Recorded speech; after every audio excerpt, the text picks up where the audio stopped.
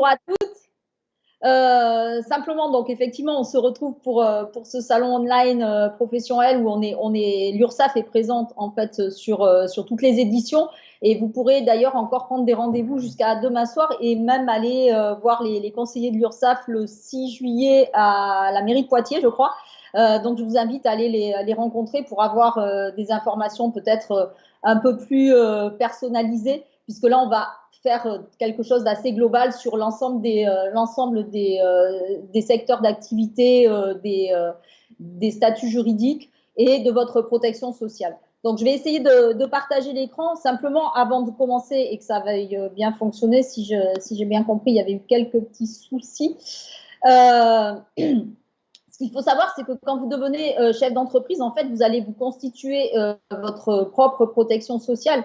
Et à ce titre-là, vous allez payer bien sûr des cotisations et des contributions sociales qui vont être redistribuées, encaissées par l'URSSAF et redistribuées en moins de 5 heures auprès de tous les partenaires qui vous verseront des prestations. Donc c'est comme ça que l'URSSAF peut garantir principalement le modèle social français. Voilà, s'il faut retenir une mission, c'est bien celle-là. Je ne sais pas si le partage d'écran fonctionne. C'est bon? D'accord. Vous l'avez? Ok, c'est super. Du coup, en fonction de votre secteur d'activité, vous allez avoir un certain nombre d'interlocuteurs. Il y a une grande réforme en 2020 qui fait que la plupart des travailleurs indépendants, et notamment les artisans, les commerçants et les professions libérales non réglementées, ont basculé vers les organismes du régime général, c'est-à-dire qu'en ce qui concerne vos cotisations, ça c'était déjà un peu le cas, vous allez continuer à payer vos cotisations à l'URSSAF et vous allez pouvoir avoir justement ce reversement des cotisations auprès des organismes prestataires. Vous aurez 2 sites. Encore aujourd'hui, le site Sécu Indépendant qui arrive de l'ancienne réforme, qui était le site de la sécurité sociale pour les indépendants, et qui, à partir de la rentrée, normalement, là, il ne devrait plus y avoir de décalage, petit décalage qu'il y a eu à cause de la Covid. Tous les travailleurs indépendants, à partir du moment où ils ne sont pas auto-entrepreneurs, auront comme site de référence le site de l'URSSAF.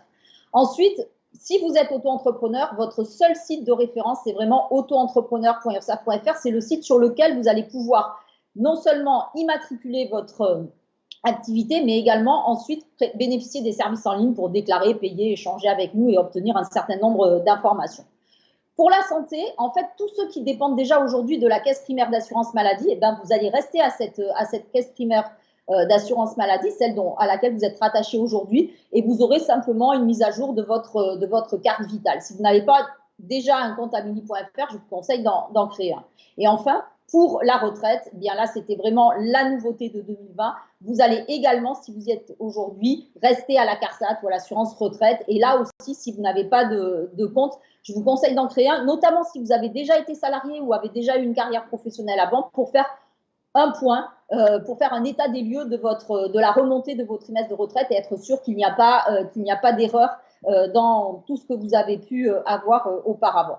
Et puis, si vous êtes professionnel libéral, vous aurez les 2 premiers organismes qui seront les mêmes, excepté que pour la retraite, vous aurez une caisse de retraite particulière avec des cotisations qui seront un peu différentes parce que chaque caisse de retraite de profession libérale ont leur propre spécificité. Alors, si vous souhaitez être auto-entrepreneur, vous ne pourrez relever que de la CIPAP, c'est une caisse interprofessionnelle, on en reparlera 2 minutes tout à l'heure. Et pour les autres, ce sont des caisses professionnelles qui sont liées au fait d'être soit médecin, soit expert comptable, soit avocat, ou encore kiné ou infirmière, etc. Une fois que vous avez… alors, ça passe pas bien, c'est pas grave, on va y arriver. Ce qu'il faut savoir, les grands principes, c'est qu'en fonction du choix du statut juridique et du régime fiscal, eh bien, votre régime social sera différent et surtout la protection sociale, les cotisations sociales seront calculées d'une façon différente et sur des bases différentes, puisque d'un côté, ça sera sur du chiffre d'affaires, de l'autre sur du revenu professionnel et encore l'autre sur du salariat. Pour bénéficier de la protection sociale, que ce soit la santé, la retraite, la famille, vous aurez bien sûr ces cotisations sociales à payer. Et selon votre situation, vous pourrez obtenir ce que l'on appelle l'ACRE, c'est-à-dire l'aide à la création ou à la reprise d'entreprise, qui vous permet d'avoir, si vous êtes auto-entrepreneur, un taux réduit de cotisation entre le moment où vous créez votre activité jusqu'à la fin du 3e trimestre suivant. Et dans ce cas-là, pour bénéficier de l'ACRE, vous devez faire partie des bénéficiaires demandeurs d'emploi, indemnisés ou pas, inscrits depuis au moins 6 mois dans les 18 derniers mois, instruira ce dossier. Pour toutes les autres structures juridiques, vous n'avez aucun formulaire à compléter. Quelle que soit votre situation, vous pouvez en bénéficier, excepté si vous en avez déjà bénéficié depuis moins de 3 ans. Pour faire des simulations, vous pourrez aller sur le site mon-entreprise.fr qui vous permettra de faire des simulations pour savoir en gros quel sera le montant de cotisation que vous allez payer, que vous soyez auto-entrepreneur, mais aussi travaillant en salarié ou assimilé salarié. Et vous pourrez même faire des comparaisons entre ces trois statuts de chef d'entreprise. Et puis, pour en savoir un peu plus sur les cotisations sociales, vous pouvez consulter le site à quoi servent les cotisations.ursaf.fr qui vous permettront de savoir pour un certain montant de cotisations payées, vers quels organismes ce sera reversé et dans quelle proportion. Alors, une fois qu'on a dit cela, j'ai un peu de mal avec le déroulé du diaporama. Je vais essayer de... Je ne sais pas pourquoi ça ne marche pas très bien. Vous allez devoir choisir ce fameux statut juridique où il va falloir vous dire que ce statut, celui qui sera le plus approprié à votre projet professionnel, ce sera celui que vous allez choisir avec des personnes qui vont vous accompagner. On ne crée pas une entreprise tout seul. Aujourd'hui, on a dû déjà vous le répéter plusieurs fois, mais je vous le redis encore, il faut se faire accompagner pour vraiment passer toutes les étapes et valider ces étapes au fur et à mesure. Et ensuite, le statut juridique, c'est pas parce que je fais la même chose que quelqu'un que je connais ou que quelqu'un de la famille que je vais choisir le même statut. C'est vraiment en fonction de vous que vous devez choisir celui qui sera adapté. Vous pourrez être seul ou vous pourrez être à plusieurs. Si vous êtes seul, vous pouvez être soit en entreprise individuelle et dans cette entreprise individuelle, vous pouvez choisir d'être auto-entrepreneur ou d'être en entrepreneur individuel à responsabilité limitée. Vous pouvez aussi être seul et être en EURL, c'est la société où vous avez 100% d'épargne et vous êtes gérant majoritaire, donc du coup, vous allez là aussi être non salarié, de même que si vous êtes en SARL et que vous avez une majorité des parts, ou si vous êtes plusieurs mais que vous êtes co-gérant, on va cumuler vos parts et du coup, là aussi, vous serez ce que l'on appelle non salarié. Si vous êtes dans le cas où vous êtes seul, alors je ne vais pas revenir peut-être sur le VRL spécifique où c'est une personne qui prend une société pour de l'investissement, mais si vous êtes en SASU ou en SAS, eh bien là, quel que soit le nombre de parts que vous avez, que vous soyez président, directeur général, vous serez de toute façon considéré comme assimilé salarié. Et ce sera la même chose si vous êtes en SARL, mais que vous êtes considéré comme un gérant minoritaire ou égalitaire, ce qui peut être le cas, par exemple, si vous êtes deux, vous avez 50% de parts chacun et il n'y a qu'un seul gérant. Du coup, tous les deux, vous êtes considérés comme des égalitaires et le gérant est donc considéré comme un gérant égalitaire et sera aussi assimilé salarié. Alors, qu'est-ce que ça veut dire assimilé salarié? Ça veut dire que vous êtes reconnu comme salarié classique au sens du droit de la sécurité sociale, mais pas au sens du droit du travail. Donc, c'est pour cela que vous ne cotisez pas à l'assurance chômage, mais ça, c'est la même chose pour toutes les structures que vous pouvez créer. Dès qu'on devient chef d'entreprise, vous ne cotisez plus à l'assurance chômage. Et vous êtes considéré par contre comme un cadre dès le départ, même si le salaire n'est pas tout à fait à la hauteur dès le début, donc avec des cotisations de cadre, avec de la retraite cadre, avec de la prévoyance obligatoire, avec un certain nombre de cotisations qui seront intégrées, alors que si vous êtes non salarié, vous êtes considéré plutôt comme un salarié non cadre avec des cotisations qui sont plutôt inférieures à ce montant-là. Là aussi, pour faire les simulations, c'est ce que je vous disais, vous pourrez aller sur mon-entreprise.fr. Au niveau du régime fiscal, alors, les auto-entrepreneurs n'ont pas le choix, ils sont obligatoirement au régime fiscal de la micro-entreprise et à l'impôt sur le revenu. Pour les autres, excepté si vous êtes en entreprise individuelle classique, où là, vous êtes obligatoirement à l'impôt sur le revenu, vous serez tous au régime réel avec cette possibilité d'être soit à l'impôt sur le revenu, soit à l'impôt sur la société. Quelquefois, on peut vous conseiller de prendre plutôt l'impôt sur le revenu, même quand vous êtes en société pour des raisons fiscales, ce qui peut être tout à fait intéressant, mais là aussi, c'est vraiment pas à choisir tout seul. La plupart du temps, les entreprises, les sociétés sont plutôt à l'impôt sur la société. En revanche, si on vous conseille d'être à l'impôt sur le revenu, faites bien attention à la partie, je dirais, sociale, parce qu'en fonction de ce choix-là, vos cotisations sociales ne seront pas calculées de la même façon et on le verra tout à l'heure. En gros, ce qu'il faut savoir, on a en gros deux principaux régimes et trois cas différents. On a le travailleur non salarié qui, en tant qu'auto-entrepreneur, comme je vous le disais, est au régime fiscal de la micro-entreprise. Ça veut dire qu'on est basé sur le chiffre d'affaires avec des montants à ne pas dépasser en fonction de l'activité. Ça va être 176 200 € pour de la vente ou de la fabrication et de la vente de marchandises, 72 600 pour toutes les autres activités, sachant que vous pouvez bien sûr avoir et une activité de vente et une activité de prestation de service. Dans ce cas-là, ça sera 176 200 € maximum, dont 72 600 € au titre de l'activité libérale ou de l'activité de prestation de service. Ensuite, on est en franchise de TVA jusqu'à certains seuils qui sont de 94 300 € au maximum ou de 36 500 € en prestation de service. Ça veut dire que cette franchise de TVA, en fait, jusqu'à ces seuils-là, vous ne la facturez pas à vos clients, mais vous ne la récupérez pas non plus sur les achats que vous allez faire. Et du coup, bien évidemment, on n'est pas tout à fait dans la même configuration quand on travaille avec des entreprises ou avec des clients particuliers. Et là, il faudra bien étudier le public auquel vous allez vous adresser pour savoir cette franchise de TVA, ce que ça peut avoir influence sur votre modèle économique. L'ACRE, je vous en ai parlé tout à l'heure, donc pour ceux qui pourraient en bénéficier au niveau des auto-entrepreneurs, vous allez avoir un taux réduit de cotisation entre le moment où vous créez jusqu'à la fin du 3e trimestre. Alors là, on est le 1er juillet, donc on est vraiment au début d'un trimestre. Donc si vous créez au cours de ce mois, vous allez avoir un taux réduit jusqu'au 30 juin 2022. Si vous créez en septembre, on est toujours dans le même trimestre, donc toujours, ça sera jusqu'au 30 juin 2022. En revanche, si vous n'avez rien qui vous oblige, parce que vous avez des clients, des contrats à signer, etc., de créer avant le 1er octobre, il vaut mieux créer en octobre qu'en novembre, comme ça vous permet d'avoir quelques mois de plus de taux réduits, c'est-à-dire jusqu'au 30 septembre 2022. Ces taux réduits, ils sont de 6,4% si vous êtes dans de la vente ou de la fabrication de la vente. Ils sont de 11% pour les travailleurs indépendants qui sont en prestation de service ou en profession libérale non réglementée et 12,10% pour les professions libérales réglementées qui relèvent de la CIPAP, ce qui peut être le cas des architectes d'intérieur, mais aussi des psychothérapeutes, des psychomotriciens depuis aujourd'hui qui ont été réintégrés dans des activités qui relèvent de la CIPAP, mais également des guides conférenciers ou des moniteurs de ski. Ou encore des diététiciens ou des ostéopathes. Et puis, à ce montant-là, on rajoutera un faible pourcentage, comme vous pouvez le voir, pour la contribution à la formation professionnelle, qui sera de 0,10, 0,20 ou 0,30 selon l'activité. 0,30, c'est les artisans, 0,20, c'est les professions libérales réglementées, 0,10, ce sont les commerçants ou les professions libérales non réglementées, et qui vous permettra d'avoir une aide financière si vous souhaitez participer à une formation. Au-delà de cette période de taux réduit d'exonération de l'ACRE, eh bien, vous serez à taux plein, c'est-à-dire à 12,8% pour la vente, à 22% pour les prestations de services et les professions libérales non réglementées, et à partir d'aujourd'hui, à 22,20% pour les professions libérales relevant de la CIPAP.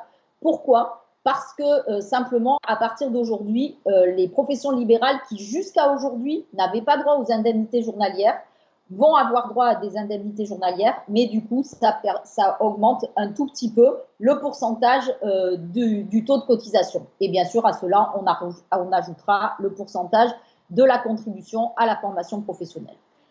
Ensuite, toutes les formalités de création, de déclaration, de chiffre d'affaires et de paiement de cotisation, eh bien, vous pourrez le faire sur auto-entrepreneur.ursaf.fr ou vous faire accompagner par les chambres consulaires ou par l'URSSAF.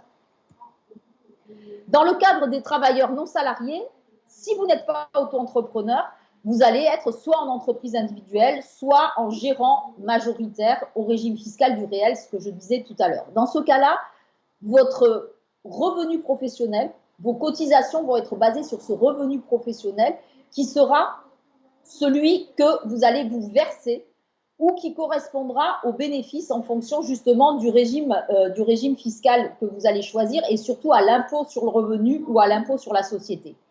Comme vous allez être non salarié, on ne va pas connaître le montant du revenu que vous allez avoir, donc on va vous appliquer des cotisations provisionnelles ou provisoires, comme vous souhaitez, en début d'activité, sur 2 ans, sur des bases forfaitaires. Alors, ces bases forfaitaires, elles sont ce qu'elles sont, mais voilà, elles sont là pour donner justement une base de cotisation. Et que vous pouvez bien évidemment modifier pour pouvoir après calculer vos cotisations au plus juste. C'est-à-dire que même si la base est aux alentours de 7 800 €, eh bien, ce qu'il se passera, c'est que si vous pensez gagner beaucoup plus, vous pourrez sur votre compte en ligne augmenter le montant du revenu pour calculer et payer des cotisations au fur et à mesure plutôt qu'avoir une très grande régularisation. Et puis, cette régularisation, en fait, on pourra la faire qu'une fois que vous ferez, une fois par an, votre déclaration de revenus auprès des impôts, puisque depuis cette année, la déclaration fiscale et la déclaration sociale ont fusionné. Et du coup, c'est l'administration fiscale qui transmet à l'URSSAF le montant du revenu réel que vous aurez tiré de cette activité professionnelle pour qu'on puisse régulariser, recalculer le montant des cotisations que vous allez payer, qui sera à peu près de 50% sur le montant que vous allez percevoir. Sachant que ces 50%, même s'ils vous semblent déjà très élevés, eh bien, il faut savoir que ça vous permet d'avoir une protection sociale très correcte, bien évidemment, mais qu'il y manque quand même quelques options, notamment pour la prévoyance, notamment la mutuelle qui n'est pas intégrée, et éventuellement, si vous avez des activités qui sont assez accidentogènes, l'accident du travail, il n'y a pas de cotisation pour aucun des travailleurs non salariés, et c'est quelque chose que l'on peut prendre en plus pour mieux se protéger également.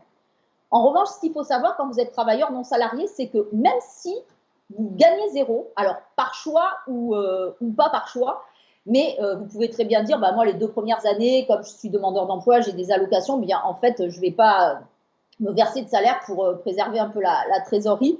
Eh bien, il y aura quand même des cotisations minimales pour vous permettre d'avoir un minimum de protection sociale. Alors, je sais que pendant que vous avez des allocations pour l'emploi, vous avez cette protection sociale de base. En revanche, l'avantage que vous avez, c'est que plus tard, si malheureusement il y a une année où vous avez une année qui est vraiment à zéro, eh bien, vous aurez quand même des trimestres de retraite de base, un peu d'indemnité journalière et aussi de la validité d'essai et la formation professionnelle qui feront partie de cette cotisation minimale qui est à peu près de 1100, 1200 €.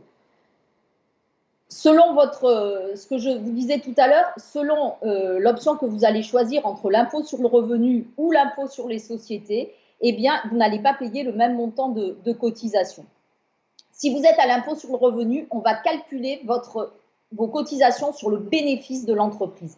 C'est-à-dire que ce bénéfice, vous ne pouvez pas le connaître à l'avance, bien évidemment. Et si vous avez un bénéfice et que vous décidez d'en garder une partie pour investir l'année suivante ou pour avoir un peu de latitude et se dire, bah, si ça ne marche pas, j'aurai toujours un peu d'argent, ou si je veux investir sur du matériel, vous avez bien sûr tout à fait le droit de le faire. Néanmoins, je prends un exemple, si vous avez 20 000 € de bénéfices et que vous décidez de vous en verser que 2 000, eh ben, vous paierez quand même des cotisations sur les 20 000 €. Donc ça, c'est là où je disais tout à l'heure, faites bien attention si on vous conseille l'impôt sur le revenu. C'est très valable dans un certain nombre de cas, mais dans certains cas, ce n'est pas la meilleure des solutions. En revanche, quand vous êtes à l'impôt sur la société, votre rémunération devient une charge. Donc, on est toujours sur la base du chiffre d'affaires, on déduit toutes les charges, les frais, mais votre rémunération devenant une charge, on va calculer vos cotisations sociales que sur le revenu que vous allez réellement vous verser. Et ce qui fait qu'à ce moment-là, l'entreprise aura un bénéfice net sur lequel l'impôt sur la société sera calculé, qui sera de 15% si vous êtes en dessous de 38 000 €. Et une fois qu'on aura sorti le montant de cet impôt sur la société, on arrivera à ce qu'on appelle un bénéfice net sur lequel éventuellement vous pourrez vous verser des dividendes. Là aussi, on n'en parle pas tout de suite parce que c'est un peu plus complexe, mais les dividendes n'ont pas les mêmes frais que vous soyez travailleur non salarié ou assimilé salarié.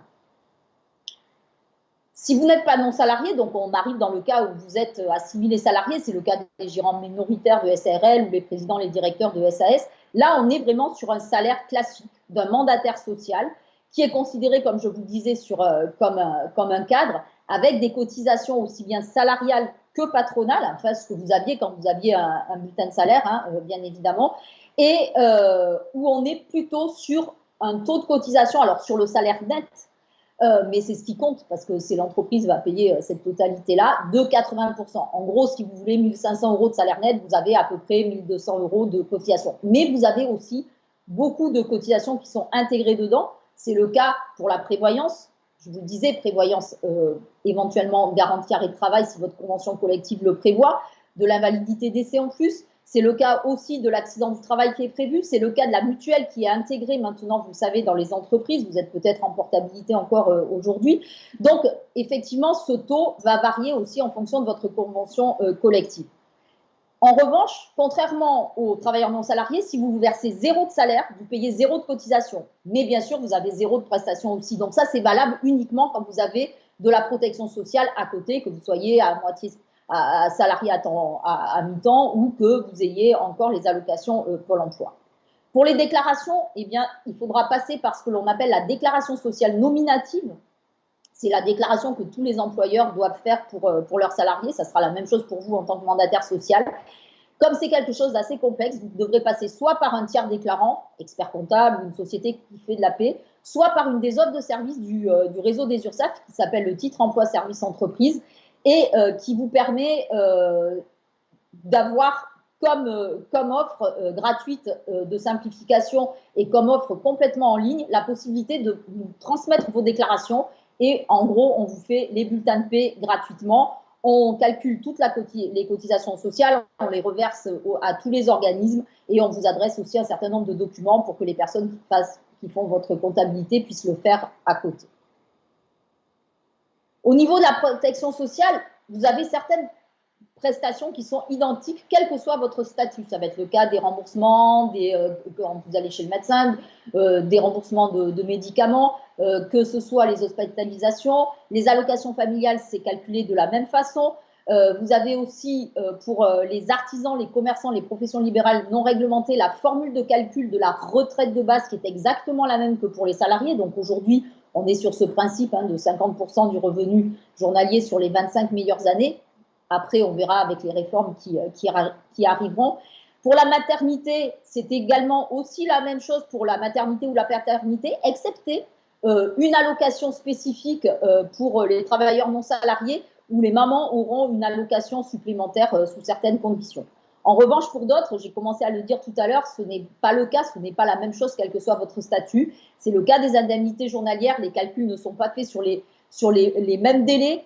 Pas sur les mêmes montants, donc c'est là où il faut prendre des prévoyances en plus. L'accident du travail, je vous en ai parlé. La formation professionnelle, on est bien sur un compte particulier de travailleurs non salariés par rapport au CPF que vous connaissez aujourd'hui. Et la mutuelle santé, là aussi, que vous choisissez dans tous les cas, mais qui d'un côté va être mise en place dans l'entreprise et de l'autre qui sera de votre volonté. Mais vous pourrez également rester, si vous êtes déjà couvert par quelqu'un d'autre, sur une mutuelle annexe.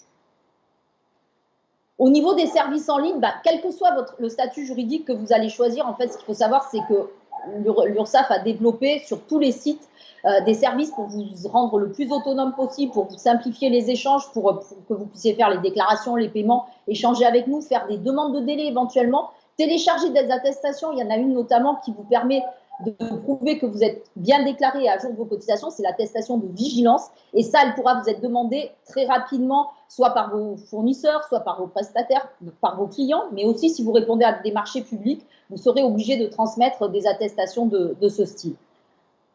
Quand vous devenez travailleur non salarié, ce n'est pas pour ça que vous n'avez plus droit à rien. Ça, c'est vraiment quelque chose, c'est une idée reçue. On a bien sûr un accompagnement qui est là au moment de la création, mais qui est là aussi tout au long de la vie de votre entreprise. On peut vous accueillir dans nos locaux. Les URSSAF mettent de plus en plus d'offres de services pour vous accompagner, même de façon personnalisée, la première année de la création de votre entreprise. Donc, n'hésitez pas à demander à votre URSSAF si ces offres sont mises en place et comment vous pouvez en bénéficier. Dans tous les cas, ce qu'il faudra retenir, c'est de surtout ne pas faire l'autruche si vous avez des difficultés. On est là aussi pour vous aider et si on ne le sait pas, on ne peut pas le deviner. Et plus on prend en amont la problématique que vous pouvez avoir, et plus éventuellement on pourra vous aider ou au moins vous orienter vers d'autres partenaires si nous, on peut pas faire, si on ne peut rien faire. L'action sociale, vous le savez, ça existe partout, ça existe pour tout le monde de façon plus ou moins différente. On peut en avoir auprès de la caisse primaire, auprès de la CARSAT, mais l'URSSAF aussi, depuis cette réforme justement, a la chance aussi de pouvoir participer à cette protection sociale, puisque pour le compte de la protection sociale du travailleur indépendant, eh bien, nous avons la possibilité de vous verser ou de vous accompagner sur des aides. Il y en a deux notamment, où ça peut être une aide forfaitaire financière, mais ça peut être aussi une prise en charge partielle ou totale des cotisations, bien sûr pendant un laps de temps relativement réduit. que vous soyez en difficulté par rapport à des problèmes de santé, par rapport à éventuellement des travaux qui pourraient arriver devant votre magasin, par exemple, et où vos clients ne pourraient plus revenir. Mais ça peut être aussi dans le cas des intempéries. Bon, je ne parle même pas de la pandémie qu'il y a eu où on a aidé et on continue à aider un certain nombre d'entrepreneurs, bien évidemment, depuis mars l'année dernière. Donc, c'est le cas. Et la CIPAF, pour ceux qui en relèvent, peuvent aussi avoir de la protection sociale, aussi bien d'ailleurs que les autres caisses de retraite des autres professions libérales. Pour terminer, je vous invite vraiment à consulter souvent nos sites internet, en tout cas à vous abonner à nos comptes Twitter. Alors on a un compte Twitter de l'URSSAF Caisse nationale, mais vous avez aussi un compte Twitter dans votre région. Pareil pour les comptes LinkedIn en général. Le site auto-entrepreneur.ursaf.fr, bien sûr, pour les auto-entrepreneurs. Le site ursaf.fr, sur lequel vous pourrez aussi vous abonner à des lettres d'information. Et puis la chaîne YouTube, où vous pourrez retrouver un certain nombre d'enregistrements. Là, justement, on a fait récemment des petits focus, des petits posts vidéo sur les minutes auto-entrepreneurs.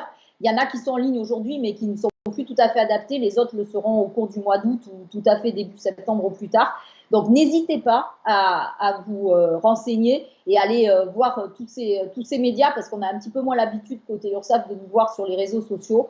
Ça aussi, c'est un peu dépassé. On est vraiment actifs sur les réseaux, donc n'hésitez pas à en profiter. Je ne sais pas s'il y a une ou deux questions, si on a le temps. Agnès, alors effectivement, il n'y a pas de questions, mais du coup que des commentaires positifs en tout cas. Merci. Voilà, comme d'habitude. Bon, du coup, c'est vrai que c'est quand même un workshop qui est super détaillé et super clair aussi. Voilà, vous répondez vraiment à toutes les questions de tout le monde. Donc, de toute façon, on peut vous retrouver aussi sur votre page sur le salon professionnel. Donc, je ne sais pas si vous avez encore des créneaux de rendez-vous disponibles. Alors, les créneaux de rendez-vous, il y a bien sûr, allez voir sur nos sites auto-entrepreneur.ursaf.fr ou ursaf.fr en fonction de ce que vous allez choisir comme statut juridique. Vous avez des diaporamas complets pour vous donner des informations avec des liens internet qui vous permettront aussi de faire des simulations quand il faut en faire. Enfin bon, voilà, ça vous aidera. Donc, n'hésitez pas à suivre toute l'actualité, à prendre des rendez-vous et à aller voir les conseillers de l'URSSAF le 6 juillet sur place à la mairie. Exactement, le 6 juillet, le premier salon en présentiel à Poitiers avec les conseillers de l'URSSAF toute la journée. Prenez votre dossier, prenez vos questions, effectivement, ils vous répondront. Sinon, c'est intéressant les petits tutos, effectivement, sur la page de l'URSSAF. Et les simulations, c'est hyper intéressant quand on se pose des questions ou qu'on a envie de se lancer. C'est super. Merci beaucoup Agnès, en tout cas, de nous accompagner. Et puis, on se dit à la rentrée. Beaucoup de réussite à tous ceux qui vont créer une entreprise. Dans tous les cas, c'est toujours une belle expérience. Exactement, c'est tout à fait ça. C'est une sacrée expérience même, en tout cas. Merci Agnès. Je vous dis à très vite pour cette rentrée du mois de septembre et d'octobre sur Lyon et sur Nantes, en tout cas. Voilà, et bel été.